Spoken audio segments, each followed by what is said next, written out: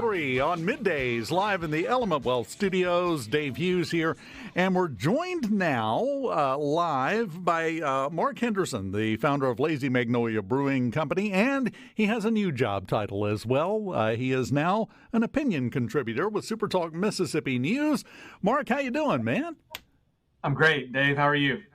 Doing fantastic. Now, and let's just get right into it because I absolutely love what you're doing with your series of columns. His first one is up on the SuperTalk News site, and it's kind of an introductory. It's the old standard of how you give a speech. You tell them what you're going to tell them, then you tell them what you just told them. So this is the tell them what you're going to tell them part, right? That's right.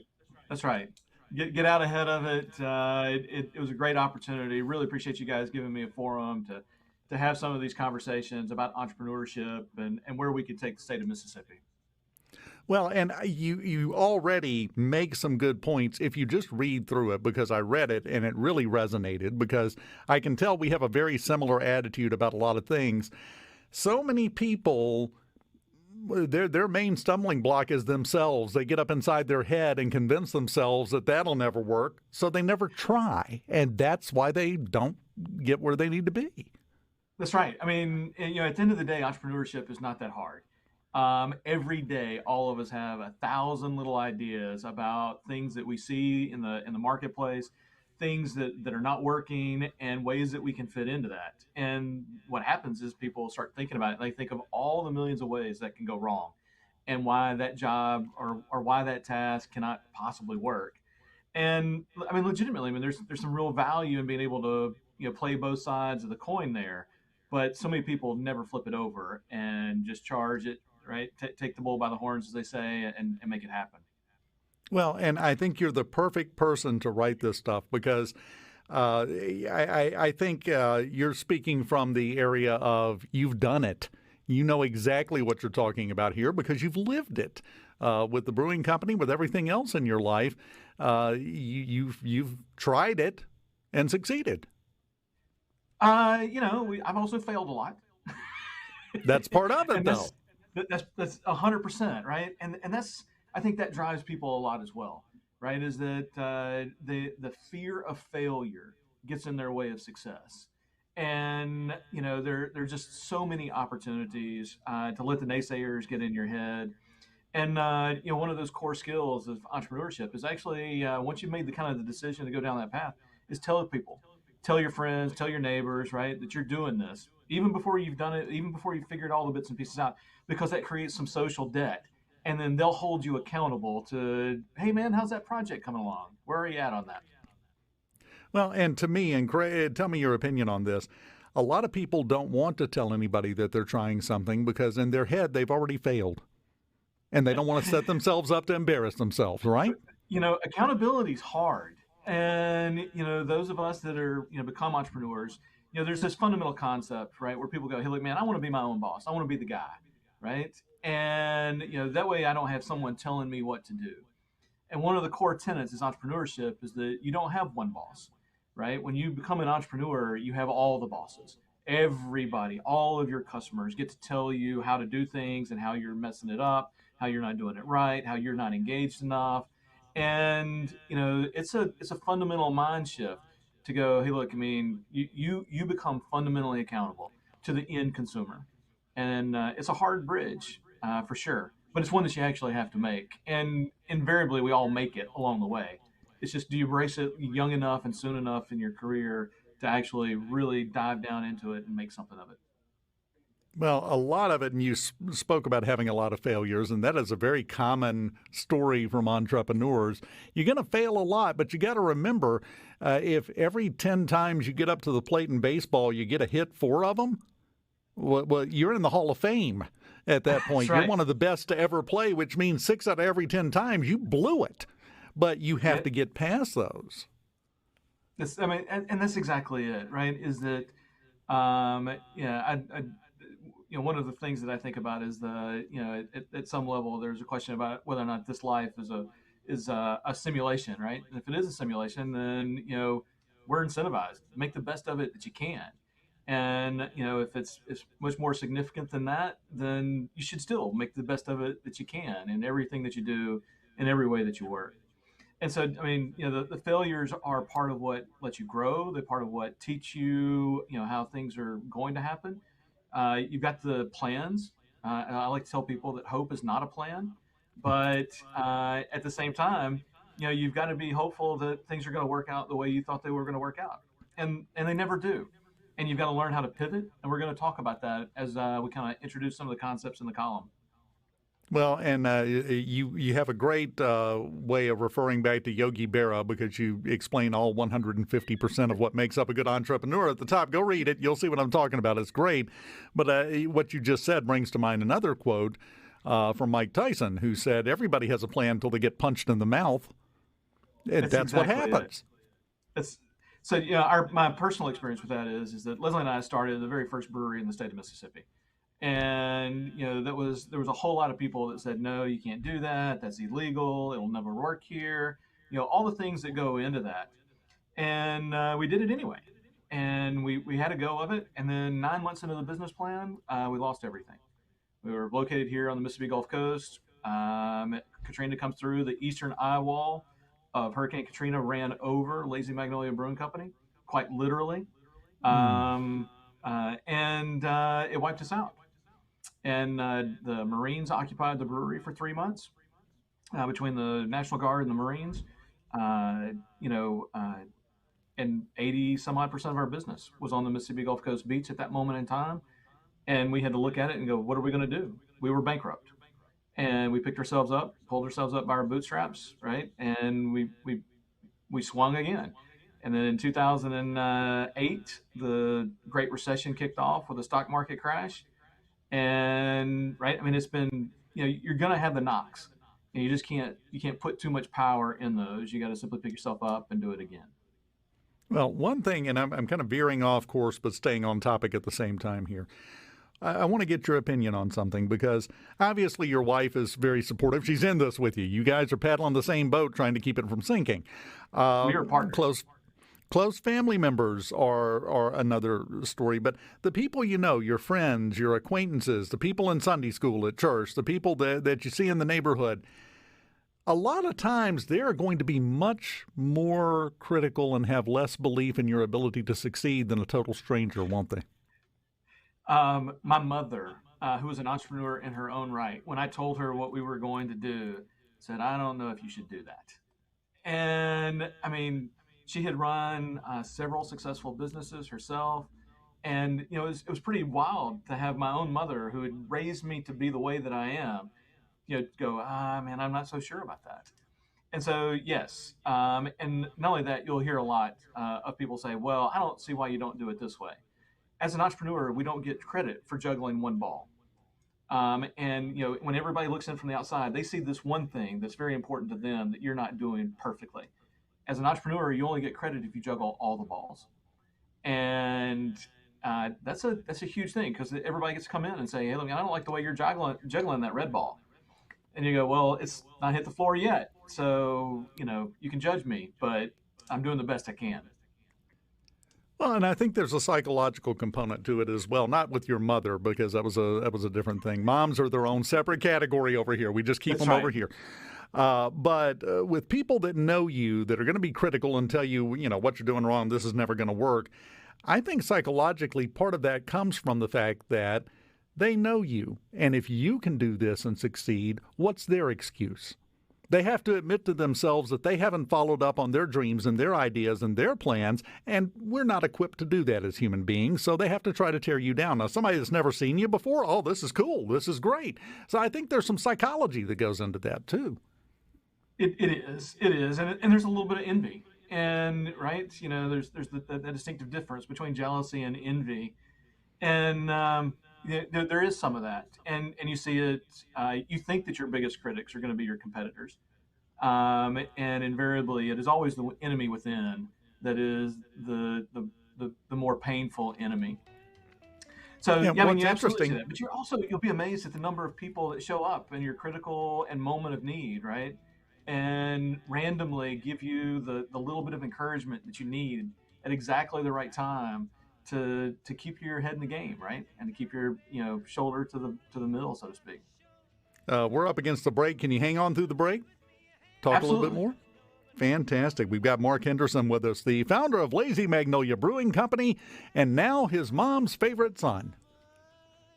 We'll continue. I just had to get the reaction out of that. We'll continue talking to Mark, who is also now an opinion contributor with SuperTalk Mississippi News here on Middays, live in the Element Wealth Studios next. Studios, Dave Hughes here, and I'm joined by Mark Henderson, the founder of the Lazy Magnolia Brewing Company. And I love that you're contributing these columns to SuperTalk Mississippi News, because I don't think people realize I made a baseball reference earlier. Being an entrepreneur is a lot like baseball. It's 90% mental. It's in your head more than anything else, isn't it? It always is. And, it shows up in just a variety of ways. We all doubt ourselves. And one of the interesting things that I've come across over the years is that people who are competent always underestimate their abilities. And it is the people who are incompetent that always overestimate their abilities. And that's because those of us who are competent see all of the complexity. We can look at a problem and say, man, you got to do this, you got to do this. I mean, we can name them all off. And if you knew how difficult it was going to be an entrepreneur before you became one, you obviously would never do it.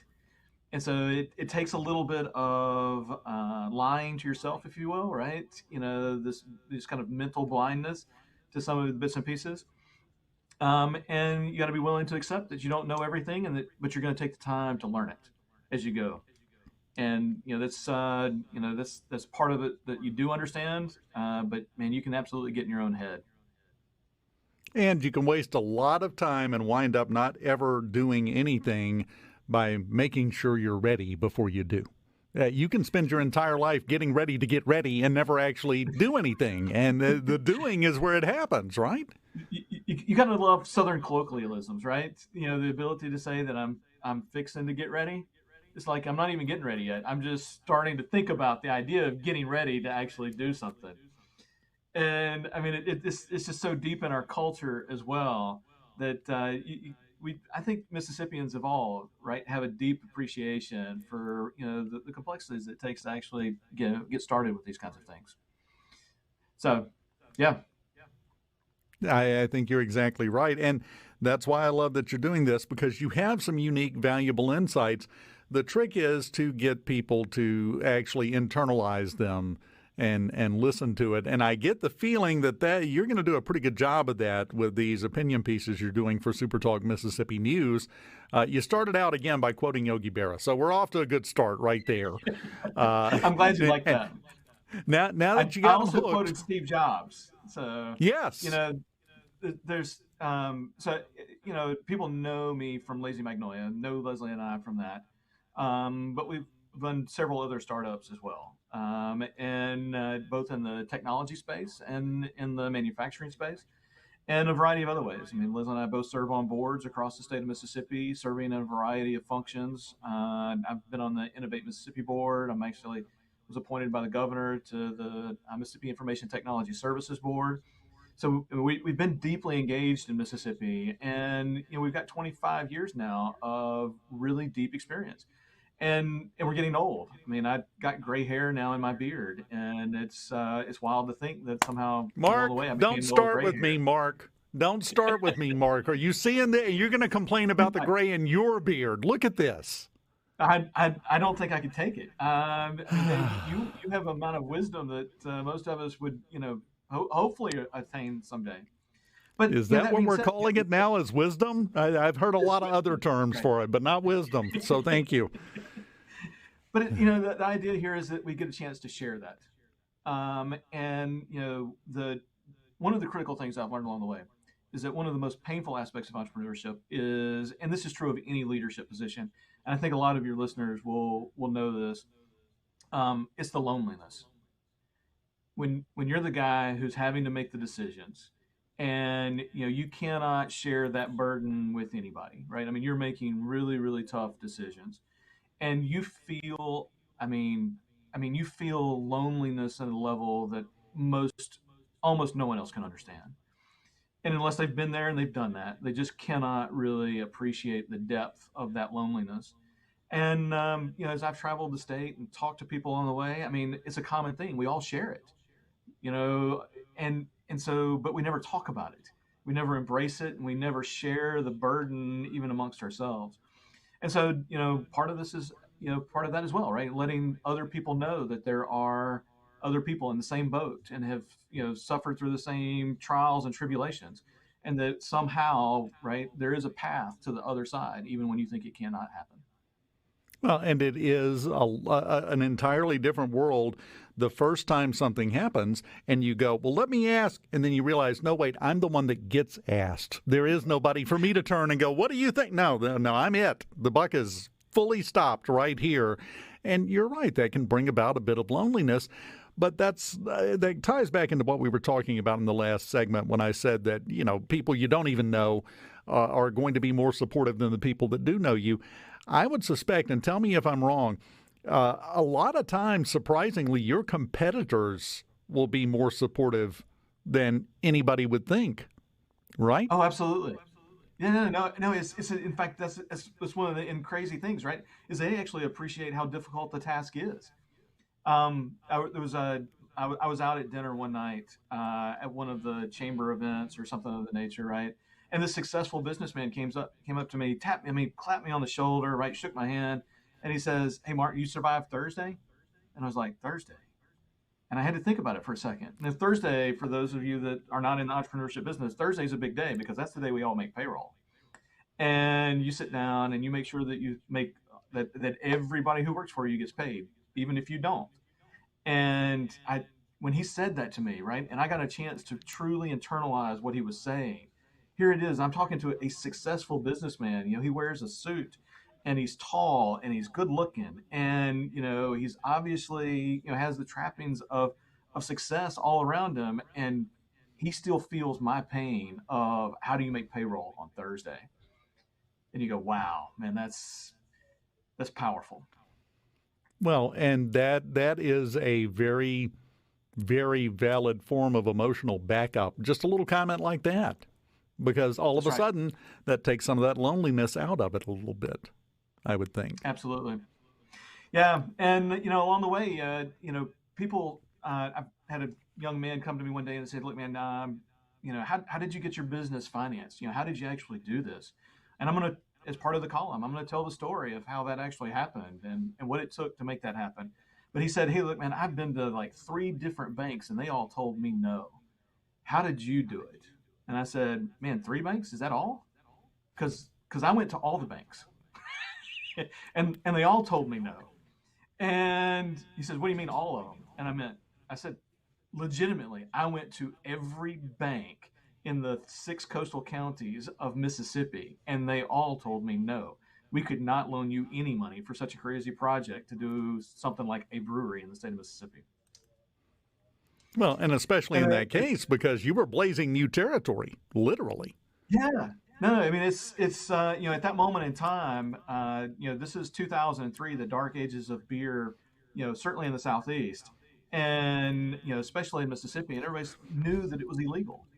And in that knowing, I mean, you talk to an attorney, he says no, it's illegal, and you talk to a judge, he says no, that's illegal, and you talk to the Department of the ABC, right, Alcohol Beverage Control Board in the state of Mississippi, and they go, oh man, 6 months in jail, $25,000 fine for your first offense if you want to brew beer in the state of Mississippi. And I was like, whoa, I can't go back to jail.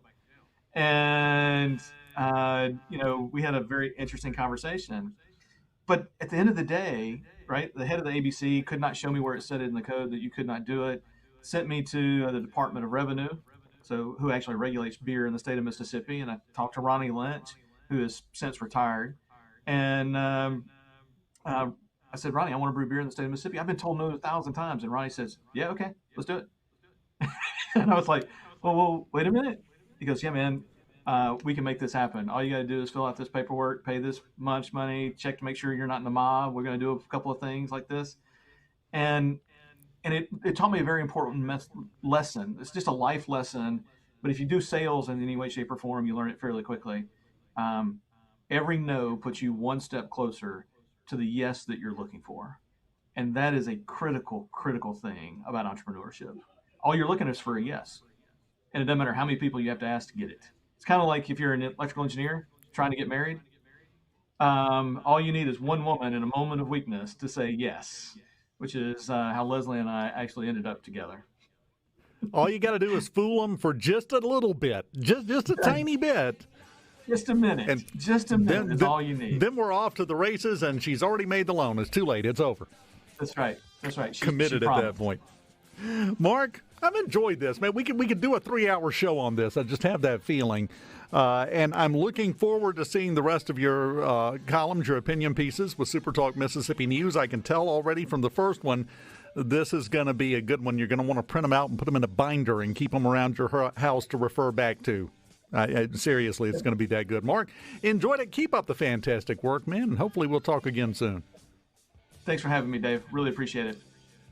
Anytime. Mark Henderson, the Lazy Magnolia Brewing Company, successful entrepreneur in the face of opposition. We'll put it like that. And still came out on top. There's a lot of lessons to be learned here. We continue on middays right after this. Keep it here.